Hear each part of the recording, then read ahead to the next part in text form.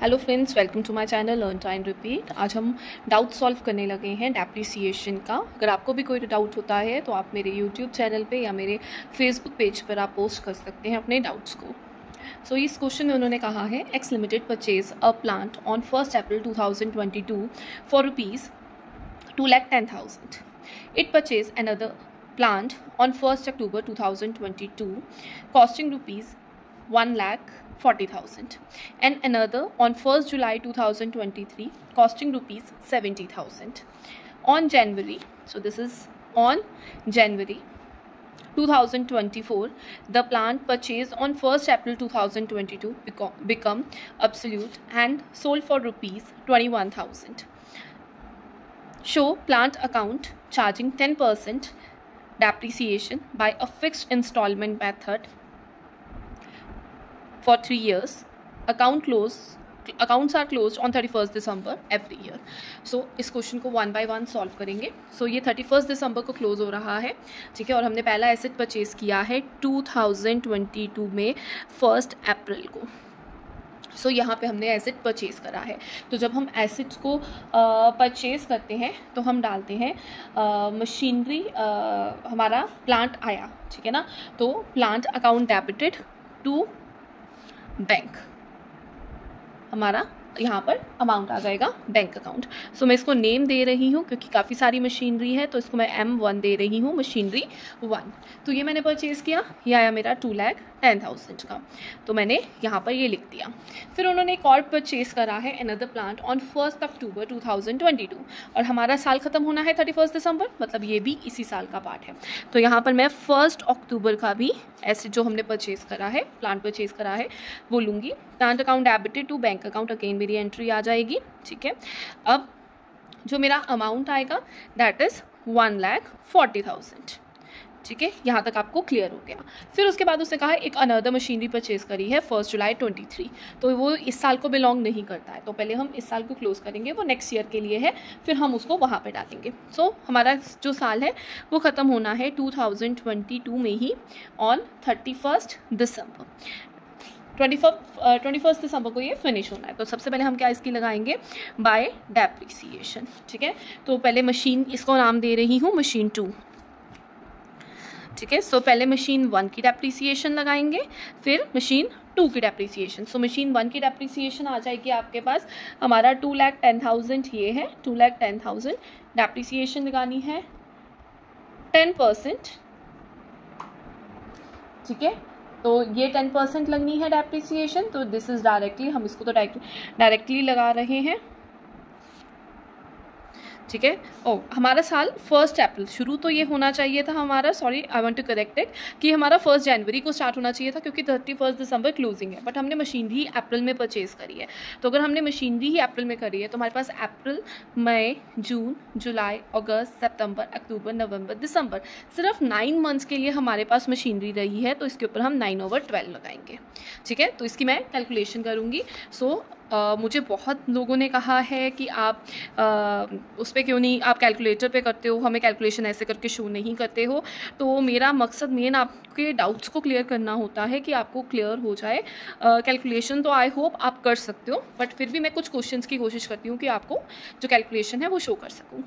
सो यहाँ पर ये मैंने कटिंग करी है, अब मैं यहाँ पे 2 के साथ कर रही हूँ। आपको जैसे सही लगता है आप कर सकते हैं, ठीक है। सो ये मैं 2 के साथ करूँगी, this is 10500, again I will cut with 2, so it will be 5250। Now we will multiply 5250 into 3, so this will be 0, 15, 6, 7 and this will be 15, so this is 15,750। तो यहाँ पे मैं लिख रही हूँ 15,750 अमाउंट। तो ये मशीन 1 का है। अब मशीन 2 की भी डेप्रिसिएशन लगेगी, आप इसको वर्किंग नोट्स में भी शो कर सकते हो अलग से। मशीनरी 2 हमने हमारी थी 1,40,000 की, उसके ऊपर आप लगाओगे 10% प्लस कितने मंथ्स के लिए हमारे पास रही है, ये हमारे पास रही है अक्टूबर में, तो अक्टूबर में आई है हमारे पास, तो ये लगेगी अक्टूबर, नवंबर, दिसंबर, जनवरी, फरवरी, सॉरी अक्टूबर में आई है, अक्टूबर, मोस्टली एक्चुअली 31 मार्च तक होते हैं, इसलिए वो कंटिन्यू में रह रहा है। तो हमारे पास अक्टूबर में आई है, हम लेंगे अक्टूबर 1 को आई है तो पूरा मंथ लेंगे, अक्टूबर नवंबर दिसंबर 3 मंथ्स के लिए लगाएंगे। सो दिस विल बी 3/12। तो मैं इसकी कैलकुलेशन करने लगी हूँ। 1,40,000 इंटू 10/100 इंटू 3/12, ठीक है। सो दिस विल कट, या हम कट कर रहे हैं, ये 1 पे 4 पे आ रहा है, ठीक है। एंड ये आपका चला जाएगा 2 के टेबल पे, 2 के टेबल पे 700 एंड देन अगेन 2 के टेबल पे दिस इज़ 3500, 3,500 आ रहा है हमारे पास। तो मैं यहाँ लिख रही हूँ 3500। तो यहाँ पर ये हो गया, डेप्रिसिएशन लग गई। अब फिर से हम 31 दिसंबर को इनके जो क्लोजिंग अमाउंट्स है वो निकाल लेंगे बाय बैलेंस कैरेट करके। सो मैं बैलेंस कैरेट कैसे निकाल रही हूँ, मैं यहाँ पे मेंशन नहीं कर रही हूँ, बट मैं आपको तरीका बता देती हूँ। मैं डायरेक्ट इनके अमाउंट्स लिख रही हूँ। आपने क्या करना है, मेरी मशीन 1 है 2,10,000 की। सो दिस इज़ 2,10,000, 2,10,000 की मेरी मशीनरी थी फर्स्ट, और उसकी डेप्रिसिएशन लगी 15,750। तो मैं यहाँ पे वो अमाउंट लिख रही हूँ 15,750। अब मैं इसमें से सब चेक कर लूँगी। सो this will B 0,9191,05, this is 2, 4 and this is 19।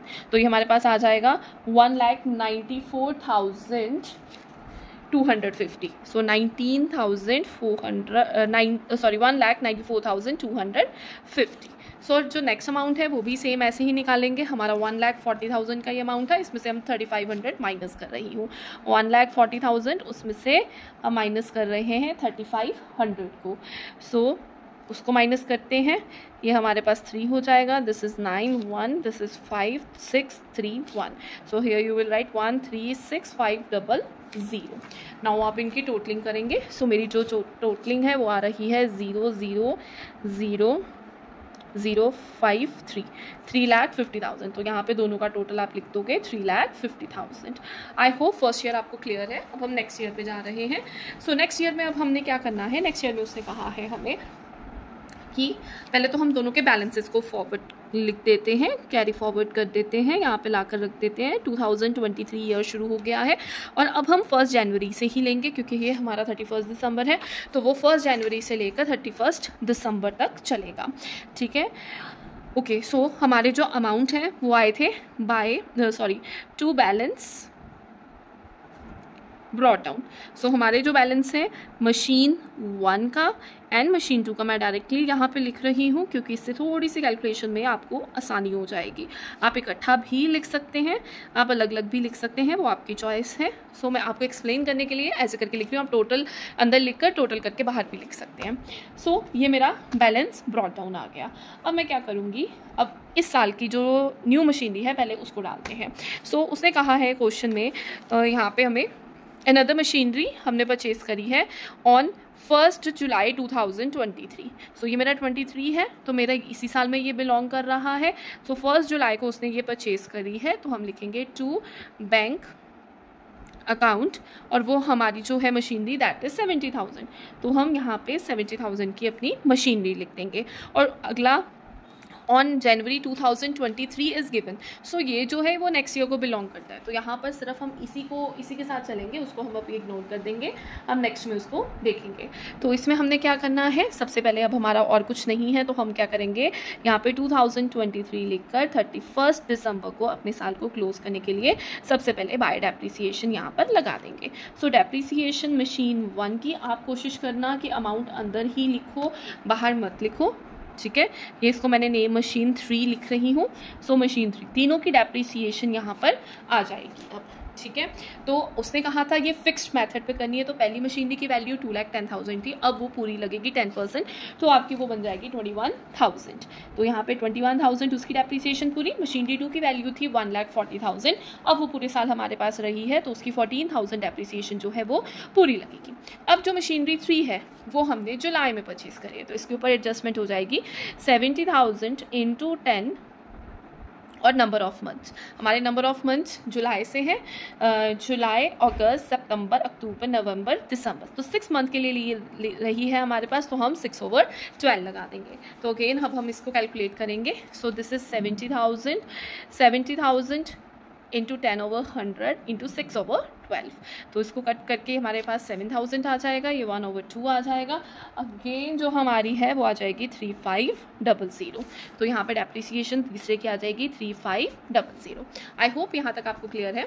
अब नेक्स्ट पॉइंट हम इसमें क्लोजिंग निकालेंगे 31 दिसंबर को ही, तो यहाँ पे हम लिखेंगे बाय बैलेंस कैरेट, जो हमने अगले साल लेकर जाना है बैलेंस।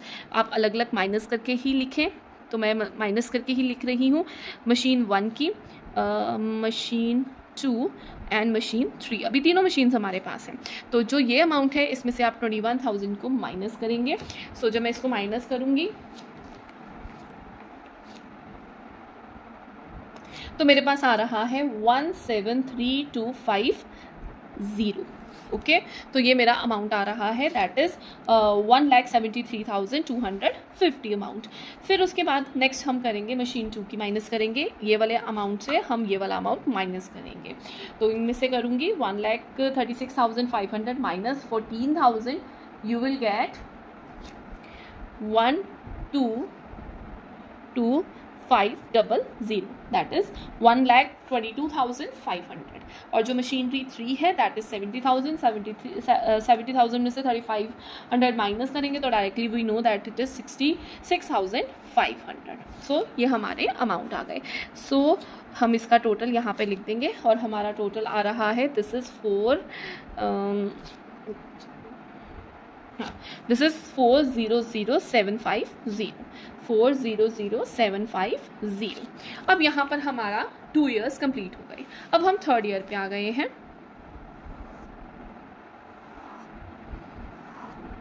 अब 3rd ईयर पे सबसे पहले हम अपने जो बैलेंसेस हैं उनको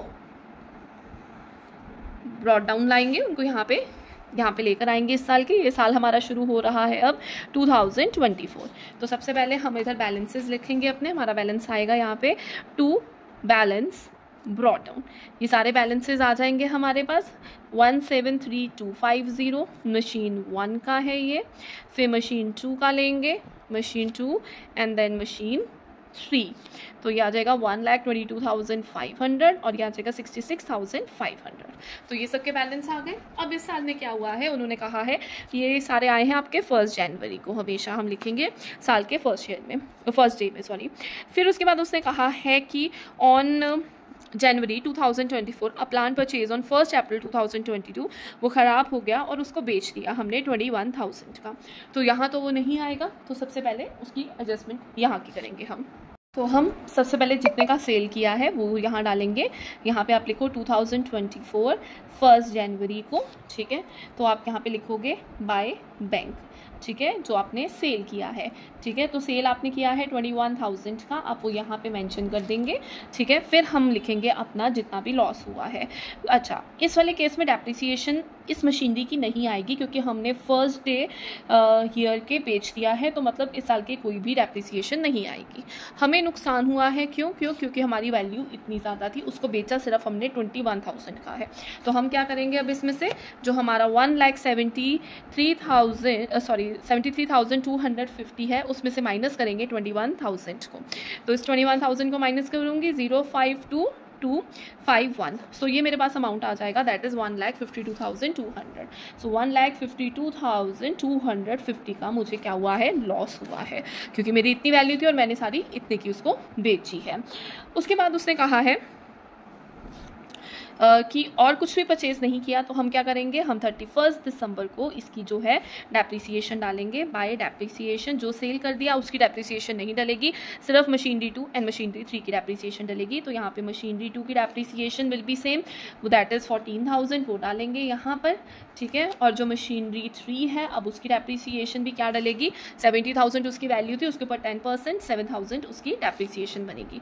सो 31 दिसंबर को हम यहाँ पे बाय बैलेंस कैरेट करेंगे।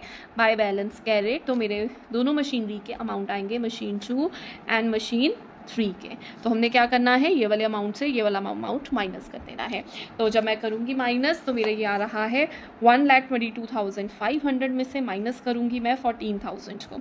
तो 14,000 it will B 005, it will B 8 and 11 minus 1 it will be 10. Okay, so it will be 1,85,000. ठीक है, I hope clear, sorry 8,500, 8,05,500 sorry, ये अमाउंट आ जाएगा 1,08,500। I hope this is clear. अब हम मशीनरी 3 का amount calculate करने लगे हैं। सो मेरी मशीनरी 3 जो थी 66,500 का उसका बैलेंस था। ठीक है, तो दिस इज 66,500। ठीक है, इसमें से आपने माइनस करना है 7,000, तो मैं यहाँ से 7,000 माइनस कर रही हूँ। 005, दिस इज़ 1, दिस इज़ 5, 7 गया 9 एंड 5, 59,500। तो यहाँ पे हम लिख देंगे 59,500। तो ये हमारा जो फुल फ्लेज क्वेश्चन है for the 3 year depreciation charge करके हमने अपना जो अकाउंट है वो कंप्लीट कर लिया है। सो जो हमारा अमाउंट आएगा वो हम यहाँ पे फाइनली लिखेंगे और ये हमारा जो क्वेश्चन है वो फुल फ्लेज फिनिश हो जाएगा। I hope this is clear. और अगर आपको इसके रिलेटेड कुछ भी डाउट है आप कमेंट सेक्शन में पोस्ट कर सकते हैं और अपने ज़्यादा से ज़्यादा डाउट हमारे साथ शेयर करें। मेरे पेज को सब्सक्राइब करना मत भूलें। Thank you.